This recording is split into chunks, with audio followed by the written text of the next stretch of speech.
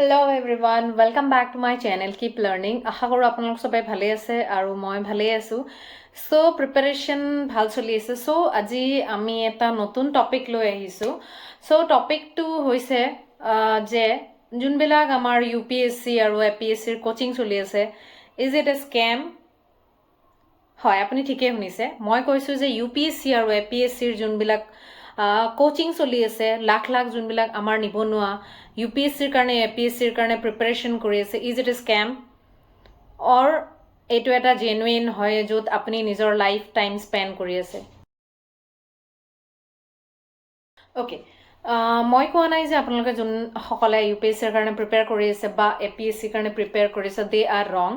বাট আমাৰ অসম মানে যোনবিলাক দিল্লীত মুখাৰ্জী নগৰ আছে বা বেলেগ বেলেগ জেগাত যোনবিলাক UPSC ৰ কাৰণে কোচিং কৰি আছে, আৰু আপোনালোক যোনসকলে ভাবি আছে যে আপোনালোকে কোচিঙৰ কাৰণে দিল্লী যাব, মা দেউতাৰ লাখ লাখ টকা খৰচ কৰি লাইক বাজিৰাম, চাণক্য আৰু ডিফাৰেণ্ট কাইণ্ড অফ ইনষ্টিটিউটৰ খৰচ কৰিব after graduation when you are 21, যেতিয়া আপুনি 20 বছৰ বা 21 বছৰৰ হয়, আপোনালোকে সাৱধান হোৱাটো খুবেই দৰকাৰ। অ'কে, হয়, কিয় কৈছোঁ মই সাৱধান হোৱা খুবেই দৰকাৰ? ময়ো UPSC APSC ৰ কাৰণে প্ৰিপেয়াৰ কৰিছোঁ। চ' মোৰ নিজৰ এক্সপিৰিয়েঞ্চৰ পৰাও কৈ আছোঁ, আৰু বেলেগ মই এক্সপিৰিয়েঞ্চ চাইছোঁ যোনবিলাক দিল্লীত। মই বেংগলোৰত অলৰেডি নিজেও কোচিং কৰিছিলোঁ, নিজে লাখ লাখ বাইজুছত কোচিং কৰিছোঁ আৰু চাইছোঁ বহুতবিলাক এক্সপিৰিয়েঞ্চ হয়।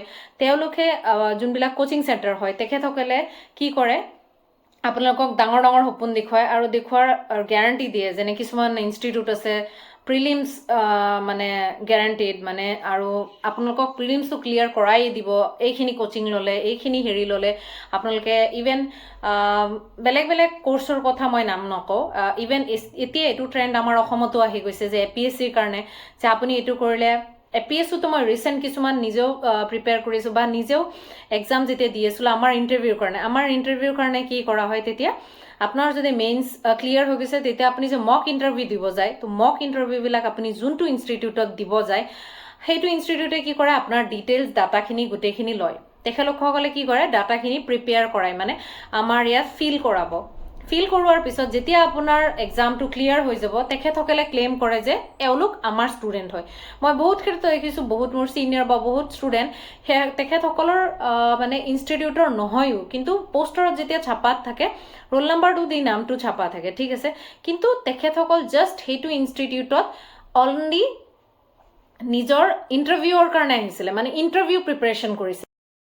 চ' এনেকুৱা বহুত ক্ষেত্ৰত দিল্লীতো বহুত কোচিং চেণ্টাৰ হয়, যোনবিলাক বাজিৰাম বা তেখেতসকলে ইয়েৰলি বহুত ষ্টুডেণ্টক, মানে মোৰ then lakhs of 11 lakh 12 lakh students মোৰ দেন এইটো ট্ৰেপত যায়। আৰু দেখা যায় যে কিছুমান ক্ষেত্ৰত বহুত গৈ পেলাই বহুত ষ্টুডেণ্টে, এটা ষ্টুডেণ্টে যিহেতু নিজৰ লাইফৰ বহুত টাইম দি দিয়ে, যিহেতু এইটো এক্সামৰ কাৰণে এটা বস্তু হয়, আপোনালোকে এগ্ৰী নহ'লেও মোৰ লগত মই ক'ম যে ইংলিছ ফ্লুৱেঞ্চি ইজ ভেৰি ইম্পৰ্টেণ্ট। আপোনাৰ মিডিয়ামটো ইংলিছ হ'লে যিমানখিনি আপোনাৰ ভাল হ'ব।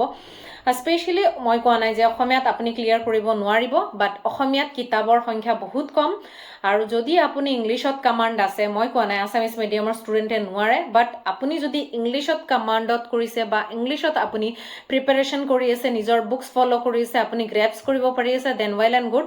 আদাৰৱাইজ অসমীয়াত বহুত কম সংখ্যক মানুহে, আৰু আজিকালি মই কিছুমান নাম নলওঁ, মই কিছুমান কোচিং চেণ্টাৰ মই দেখি আছোঁ এইটো শ্লোগান যে অসমীয়াত APSC কৰক, অসমীয়াত, মানে এইটো ওৱান কাইণ্ড অফ এট্ৰাকশ্যন কি অসমীয়াত তেখেতসকলে কৰাই আছে। মই নকওঁ যে ৰং হয়, বাট কিছুমান মষ্ট অফ দ্য কেছত যেতিয়া লাখ লাখ ষ্টুডেণ্টে এপিয়াৰ কৰিব, same kind of process, same kind of, যদি বেলেগ কিবা এটা ফ'ল' নকৰে দেন নহ'ব। চ' মই আপোনালোকে এডভাইচ দিম যে most of the English medium student, যদি আপোনাৰ ইংলিছত কামাণ্ড ভাল আছে দেন প্ৰিপেয়াৰ কৰক।